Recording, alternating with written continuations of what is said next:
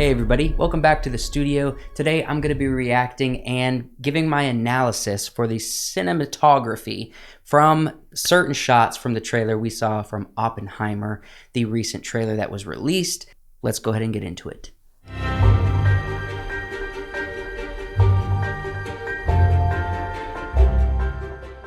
So we're going to go ahead and react. I'm gonna kind of look at these, react to them genuinely and analyze them, certain shots from the Oppenheimer trailer. Now, this came out very recently. It's been something I've been looking forward to very much.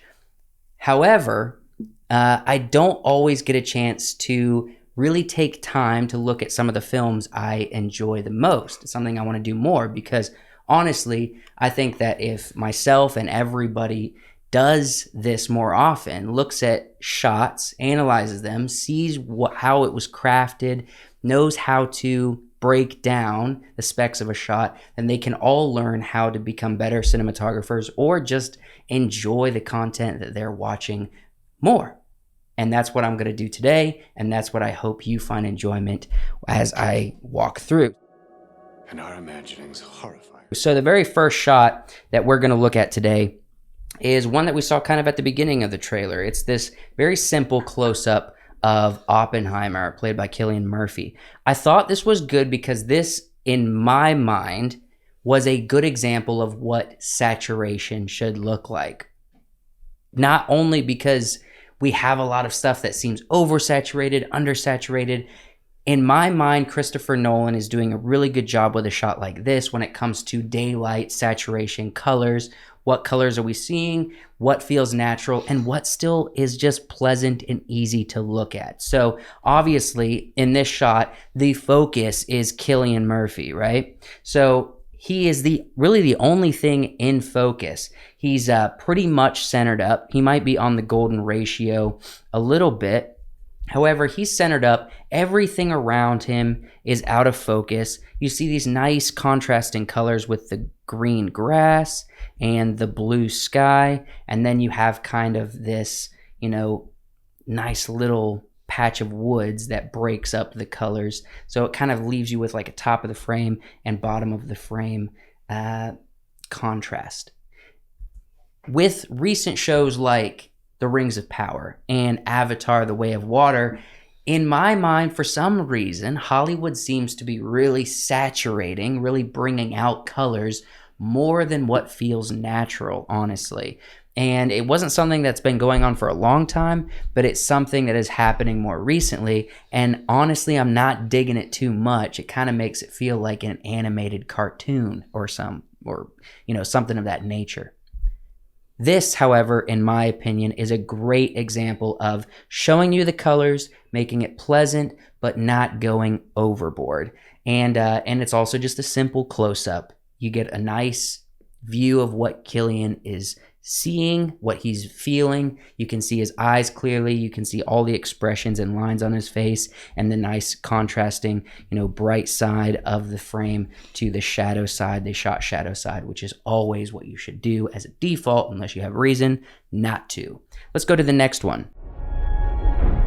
Theory will take you only so far. So this shot right here, I found kind of interesting because although it's just another close-up and his eyes are, in the center of the frame or close to it, it kind of spoke to me because it has a wider angle lens. And that always usually communicates kind of like we're entering this person's space in an uncomfortable way.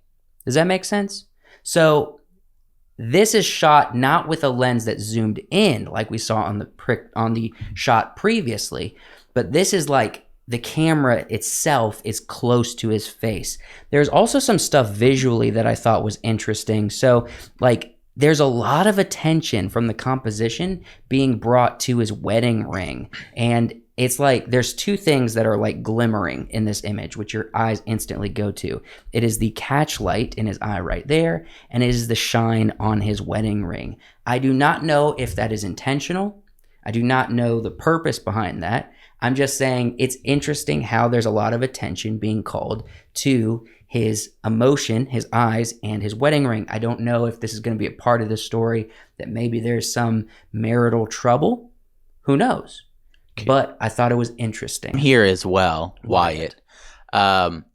Very bright backlight coming in through that window. Yeah. Shining on the back of his head. Mm-hmm. And that's a tactic that we actually saw used a lot with Denis Villeneuve's Dune. Because when you're in a really bright environment, you should have your foreground and background contrasting each other. So in this case, if you have a light or a window with a lot of light coming through, then you should keep your subject not necessarily silhouetted, but a little darker, because you don't want to light him up to be kind of like an even exposure as the background. You want there to be contrast there. So like if I go back to the previous one, the background is a bit darker than his face is. It's illuminated. His face is brighter. Opposite is true for this image. Where the background is brighter, you get him contrasted, kind of sitting in shadow, but still he's still exposed well, so you're not losing any detail. I think it's important because both of the images are trying to convey two different things about the character. Absolutely. With the lighting. Yeah, and lighting is always motivating. With good directors like Christopher Nolan, the lighting is always motivating something, and Christopher Nolan has a very specific style. We've seen it for years. Let's go ahead and go on to the next one, which I particularly enjoy. This shot right here was fun to see in the trailer, and the reason why is leading lines. So first off, the obvious leading lines is over here on this door. So we have leading lines that kind of grab the side of the frame and shove you towards where we're supposed to be looking, which is Oppenheimer right there in the center of the frame. I also love this motivated lighting. It's extremely harsh. It almost makes it seem like he's looking at something he isn't supposed to, because he's in shadow. He is literally, almost feels like he's sneaking up on somebody or something. And so the light obviously is coming from through the window and hitting him on the face. But I love this contrasting light. There's also not a lot of busyness in this frame. It's actually very plain walls, extremely plain walls. We just have a door over here and this very interesting door that he's walking up next to. I think it adds a lot of texture in the frame. It also just creates a very beautiful stylized light that feels natural and is interesting for the shot, interesting for the cinematography. And leading lines are always fun. You can find leading lines in most shots, but this one in particular, I really enjoy. Any thoughts on this one, Wyatt?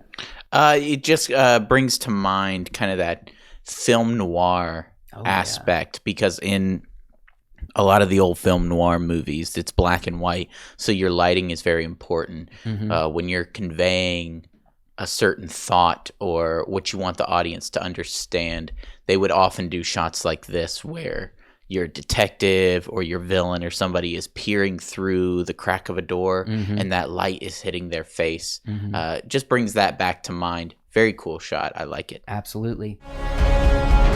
The next one is actually, in my opinion, a great example of layering in your image. So this is kind of like a tilted up camera shot, and it just slowly pans backwards to reveal kind of the side of the car here, and then also Oppenheimer standing in frame, and then this is kind of the end of the shot before it fades out. I think this is really great because a lot of times when you're dealing with camera depth, you want to make layers. So it's not always just you have a background and a foreground. Sometimes you want 3, sometimes you want 4, sometimes you want 5 layers. I know Rian Johnson with Knives Out and Glass Onion, he does layers of characters. I mean, he'll sometimes do like 7 layers of characters through the frame. And that's he does that for storytelling purposes.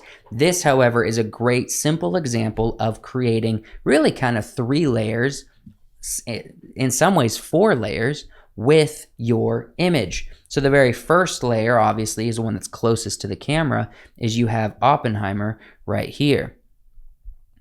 The next one is the car, which is revealed earlier in the shot. And then the third layer, you kind of have this tower, which is the focus of the shot itself. It's what everything's directed towards. I'm guessing it has to do something with the bomb or testing the bomb. And then you could say the fourth layer is just further back, which is this the background of the sky, kind of the distant mountains. I think this is in New Mexico. And you could say that's the fourth layer, but in some ways it kind of blends with the third layer because it's all on the same focus plane, which means the aperture was set in such a way that this is not the background, the mountains, the sky is not any less out of focus or blurry than this tower is. It's actually kind of the same focus plane. So we really have 3 layers of depth, but this is a great example of how to achieve that. Make your image have depth to it and compose it in such a way that you achieve that goal. We just got 2 more real quick to take a look at. The first one is this. I really like this shot because this shows motivated lighting. And what I mean by that is they clearly took time to put this bulb in the frame. They didn't have to do that, but they chose to do that. It's a hanging bulb, and they chose to include it in the frame. The reason why is because this bulb is not in frame, but this bulb is the one that's doing all the work to light up this guy's, the backlight on his hair and his shoulders, and to also light up the side of Matt Damon's face right here. I think that's Matt Damon. Sure looks like him. This is the kind of where the light source is coming from. However, if they didn't have this bulb here in the frame, we wouldn't know what kind of light is up here shining on them. We're assuming it is another hanging light. That's good visual context because you always want your light to be motivated. Now, when they enter the scene, there might be an extreme wide shot where we see how many bulbs are in the room. But really, the motivating light, where the light source for the characters is coming from, it's this light above them. This bulb back here is too far away to really provide a lot of light. It's kind of hitting the side of his face right here, but honestly, the light that is above them out of frame is doing most of the work. So they decided to include the other bulb so we have visual context of where the light is coming from and what kind of light source it is. You don't always think about it, but it helps visually and it brings you into the story more. It makes you feel like you're there in the room as if you're looking around and seeing like, oh, light bulb, that kind of communication. Let's do one more. This right here is kind of like a very powerful shot to me, because the context of the story, at least I think the way it's being taken from Chris Nolan's perspective, is kind of the emotional journey that we're seeing Oppenheimer on, along with other individuals during the process of creating the bomb. Now, we don't know exactly the details of that journey unless you're, a big history buff. However, this communicates it well. The position that Cillian Murphy's standing in, he's looking at the bomb with what feels like, contemplation. You can kind of see that in his body language. He's thinking, he's probably going over, math in his head. Or he might be thinking about moral conundrums. Who knows what he's thinking about, but it's communicating something to us. It's interesting that they framed it in such a way that it's literally a side-by-side. It's this very large, kind of overpowering, kind of very oppressive presence in the frame that goes from the top of the frame all the way to the bottom of the frame. So it really kind of fills from top to bottom the frame next to, a very small Oppenheimer who might be feeling kind of small in the story at this point. I think it's very interesting. It's a really nice silhouette because, you have a nice, soft, cloudy day, which is great for very soft, natural light, but they chose to really, really darken the area, really not allow a lot of light in there. So all we're really getting is kind of the tops of his shoulders, the side of his face, his tie a little bit, and then the top of the bomb. And all of this, the majority of what's taking up the frame here is all in darkness. So maybe that might be communicating kind of how he's feeling. Silhouettes do communicate to an audience, and so it's important to always look and see, why did a director choose to use a silhouette at this moment in the scene. That's all I have for you. Let me know in the comments if there's any other thoughts you had about the shots we've looked at, or trailer shots that I didn't cover here in this video. I appreciate you watching. I hope it was informative, and just interact with me in the comments. Really, subscribe to the channel. I really want to hear and get to know you guys as far as what you thought about the trailer, what you think is going to be the, the cornerstone of the film, and what direction you think Chris Nolan might be taking it, and Cillian Murphy in his performance. So thank you so much for watching. We'll see you in the next video.